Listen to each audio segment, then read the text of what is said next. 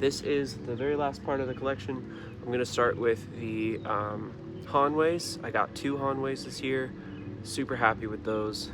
First up is the Koi Katana. Now this thing, I got both my Hanweis on a really good discount off Amazon.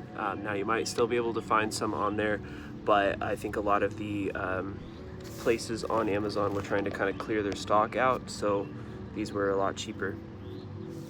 This is the Hanwei Koi Katana. It features a 15-inch Tsuka and a 28.5 blade, 28.5-inch blade. Sorry, that was ridiculous. It has a blackened koi theme on the Tsuba, wave themes on the Fujikashira. They're really nice. It's hard to tell over video, but the casting quality on Hanwei is pretty much just like the coolest part about it. A lot of different companies sell these exact fittings, but Hanwei kind of designed them first and everybody kind of followed suit. So Hanwei's cool in that regard. They did a lot of stuff first. This is an old model. I have a feeling this one's not going to really be remade. I think a lot of people complained about these long Tsukas, so going forward we'll see what they do, if they keep these or if they shorten them. I'm not sure what they're going to do. I really like this blade. It is a T10 clay tempered, differentially hardened, and it's a triple polish. It's not like the most prominent, but under the right light you can see the differences of polishes going on with it. This is probably one of my favorite examples of what T10 can be. It just looks so nice. The ridge line is more of a mirror polish, the middle is kind of that gray, and then the edge is the frosty white, just like you'd see on a classic Nihonto, but just not, obviously not with as much definition or character as a Nihonto. For those of you that don't know, a Nihonto is just a Japanese-made blade with tamahagane. Well, sometimes tamahagane. Sometimes they use different steels way back in the day, like in the past, but now they don't. This also features a really cool Kasaki. It's kind of a, I don't even know what you'd call this. I guess it's just a regular kind, but I like that the polish goes all the way through the tip. It looks really cool. This is probably my favorite sword I've gotten in a while. It's just a unique one, and nobody really did any kind of reviews on this one, so it's kind of cool to be the one guy who has reviews aside from like 2 other people. So that is the Koi Katana. Next up is the absolute beast of a sword known as the Oni Katana. The Oni Katana is a 29-inch blade with a 15-inch Tsuka, just like the Koi. I call them my yin and yang katanas because they're black and white. This one features Japanese silk and gray skin. It's kind of hard to see, but there are bigger nodules in this section here. So the gray skin's decent quality. Would have been cool if it was better quality, but most of the pricing is in the blade itself. It features a demon motif throughout it, or Oni, or spirit, whatever you want to call it. I think this is Raijin, the god of thunder. Just a really unique fitting set. I think it's just awesome. This thing is probably, if I had to get rid of all of these, this is probably what I'd keep, just because it's so unique and I love it, and it's one of the coolest blades I own. Features a nice kind of white brass habaki and seppa here. I think it goes really well with the blade itself. The blade is a L6. According to them, it's an L6 bainite steel. The polish on this is really cool. It's very different than I'm used to. The ridge line is cool. It's a Sagua hamon, so it's just the straight kind, What I like though is that it's not just purely straight, it's got a little bit of wave to it, which is what I've seen in more historic examples. Is the Sagua isn't just a perfect line, it kind of moves a little bit along the path of the blade, which is really cool. This has a similar polish to the Koi, where it's mirrored down here, gray here, and then more frosted white at the top. L6 kind of has a different look to it, but overall this is a really unique, cool blade. Hardly has any sori, and so it's kind of got just a more straight, beefy kind of thing to it.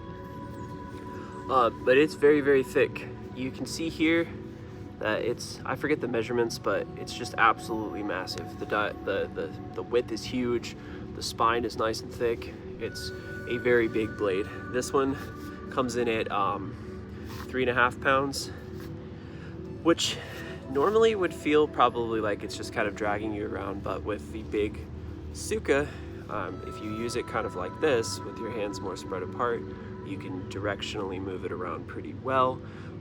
Another thing too that's awesome about this one is it came very, very sharp, so it's very easy to cut through, and it surprisingly has quite a bit of control. I'm able to do pretty accurate cuts with this without feeling like I'm getting yanked around. But yeah, this is the Hanwei Oni Katana. This is my most recent acquisition, and I'm very, very, very happy with this one.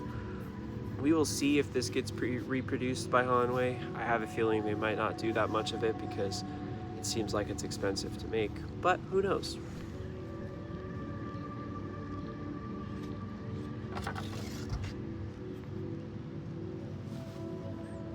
Next up, I've got a Fudo-Myo or Kami replica. So Hanwei released a blade a while ago called the Kami Katana. I don't think you can even buy this one very many places anymore, but this is basically a Kami wakizashi. So it's very similar to the Hanwei one, but for like $100 versus $1,000. So it's really cheap, but it's actually quite good. It's got really nice buffalo horn on this. It's got one of those rattan wraps here on the mouth of the saya, which is really cool. It's also got a metal end cap, which is fun to see. This wakizashi is much more, I got it to go with the Oni Katana as a daisho, so they go together, because I feel like they match as far as the themes. You've got a horimono here of Fudo-Myo, which is a Buddhist deity, so it kind of matches the, deity theme. It's hard to see. There's a pretty cool detail on the Tsuba here. The end cap has like a dragon on it, and it's actually got pretty good Samigawa in here as well. Another thing to note about this one is the Ito is like rock solid, which is really cool for how cheap it was. And it is a 1080 blade that's differentially hardened. It's hard to see, but there is a Hamon line on here. It's actually a really cool little blade. Another thing I like about it is that it's got this right here, this brass into copper, which is exactly how the Hanwei one is, but I thought it looked pretty cool. One thing that I like a little bit better about the way they did theirs is the brass matches the brass. On the Hanwei, it's copper, brass, and then copper again, which I think looks kind of stupid, but this actually looks better. Obviously the horimono isn't high quality. I mostly got it because I liked the way that the Tsuba looked, and I liked the double seppa here, and it also went really, really well with the Oni. I'll hold them up together so you can kind of see. But they go together really well. They have very similar sayas and Tsubas, and they just kind of match.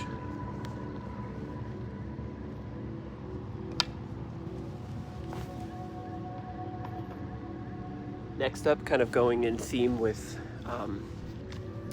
Dragon King and Hanwei and all those good guys, is the Hana Katana.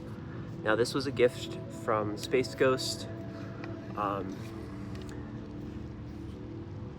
This thing is super cool. It has a very prominent hamon on it. I believe this is, I can't remember if this is T10 or MN65. Either way, it's a beast. It's extremely sharp, holds an edge perfectly. He gave it to me razor sharp, but it is amazing. And it's got this awesome, just simple iron fitting here, and these really cool bigger seppas. They're like thick and different. This is similar to the Oni katana, where it has that kind of whitened brass, and I just like the way that looks. I wish more companies would do that because it's just different. This one was rewrapped by a guy where Space Ghost lives, and I cannot remember his name, but he rewrapped this in kind of a faux leather, or it could be real leather, I don't know, but it's rock solid. It looks really cool. I like the brown over black. I think it looks really nice. My favorite part about this sword is actually the end cap, because it's more of that like bigger kind of almost Tachi-like one. It's really, really nice to see. And then it features these flower themes here, which go with the little flower theme on the Tsuba. I also really, really like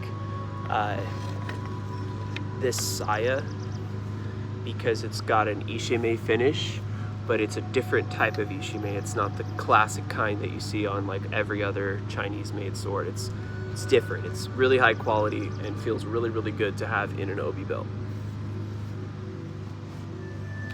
Next up is my wakizashi from Munetoshi.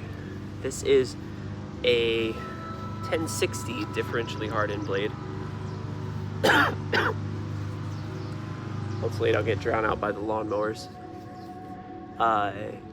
It has a really nice kind of similar look to the Koi with like a blackened out iron. Not sure if this one's actually iron. I don't think it is. I think it's just brass. But it's really nice. Most wakizashi you get nowadays don't have this single-handed tsuka. They have one more like the Fudomio back here where it's long. And I actually really don't like that. I thought I would, since I like long tsukas on a katana, but for a wakizashi, the single hand is super nice because there's a lot more power behind each cut. So you can get a lot more just tip speed going when you have a smaller one like this. This is in line with a lot more of the traditional wakizashis. Most of the time you'll see a wakizashi, it will have a small handle like that that's good for one hand. It features a standard kind of blood groove geometry. It does have a hamon. It's very, very faint and hard to see, but it is there. It is differentially hardened and clay tempered. So it's a good cutter. It came really sharp. It's fun to use. I usually use it in tandem with this sword over here, which is my Jaku. It works as a daisho for this one really well, and I think they match very well. This is a unique sword because I got it off of Jaku's scratch and dent sale, and it has one of those kind of reverse polishes to it where the edge itself is kind of a light gray, and then there's the frosty gray on the inside. It's not everybody's cup of tea, but I like how it turned out with this one because the hamon is just wild. It's all over the place. I like this sword too because it has a very cool kasaki. The kasaki kind of rounds off here, but then it's very angular. And then the blood groove, the way it terminates here, is just really cool. I've seen a lot of like examples of this in later historical katana, and I just love the way it looks. But yeah, this thing is 29 inches as well, just like the Oni katana, with a 10.5 inch tsuka, no, 11 inch tsuka. So this one is like awesome. It's super, super light. I don't know if you can hear that.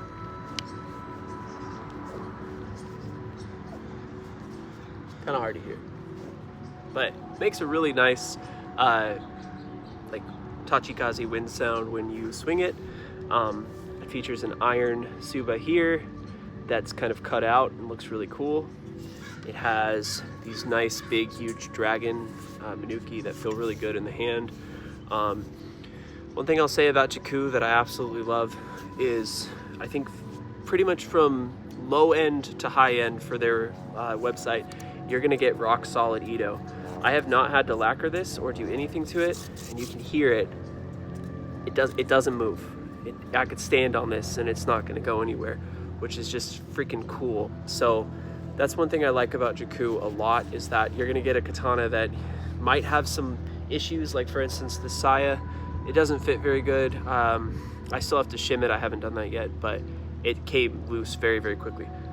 There's little things you can do here and there to make the sword better for you, but for $100 off of their scratch and dent sale, the only thing wrong with it was that they said on their thing that they didn't like the way the hamon turned out, so they put it down to $100. It's basically a $300 sword, you know, slashed that far. So if you're kind of patient and just take a look at what they actually have and know what your steals are, you can get some really good deals off their website.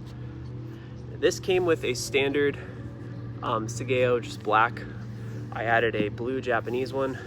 I've been doing that a lot lately because I think it just adds a lot of value to the sword and makes it super cool looking. Next up is one of my favorite swords. This is a Nagamaki that Katana Carl gave me as a gift, which was amazing and nice of him. It has this awesome kind of warrior motif. The guy in here, it's kind of hard to see, but he's got like a naginata and he's sitting cross-legged, which is pretty cool. Same with right here and here. The blade is a 9260 spring steel blade featuring an Unokubi Zakuri style, which is great for a Nagamaki. A lot of Nagamaki looked similar to this in history. This one is kind of a shorter one, but I like the way it looks. It's got I believe this is a 17-inch Suka, could be a little longer. But yeah, this thing is super fun. You can use it with a lot of snapping motions, and there's just a ton of leverage behind the cuts. I like the way this one looks a lot. It has a square Tsuba, and I don't have too many in my collection with a square Tsuba, so I like the way this one turned out. I thought it looked really cool. It's got these warrior guys on this side, and then these cool little kind of mountains up here. And overall, it's just a classic look. It's very simplistic in the fittings, but when you get closer to it, there's a lot of detail, which is how I like my swords. I like them to mostly have kind of a just blacked out look or simplistic look that you can like admire from far away and close up. But yeah, shout out Katana Carl, shout out Space Ghost for these gifts. These are two of my favorite in the collection. Now, I know I already did a Nodachi vid, but I completely forgot about this sword. I had loaned this to Space Ghost and I got it back and I forgot to set it down in the collection, and it was just in its box still, so I hadn't used it much at all. But this is now I don't know, I think this is a Dynasty Forge. Could be wrong. It could be a different brand, I can't remember. Or Legacy Blades or some random one. But this one I got from RVA Katana, and it features this cool kind of sun theme with like a silver plated Habaki Seppa and a Shinobi Zakuri blade. This one is a 36 inch. I can't remember the exact measurement on it, but it's a nice size. It's long, basically a really, really long katana, or Nodachi, whichever way you want to classify that. Has a nice big Suka. I think this one's 15 inches. What I like about this one though is, much like the Jaku, I mean, it came like this. I didn't have to do anything to this one. It's rock solid. You can't do anything to it.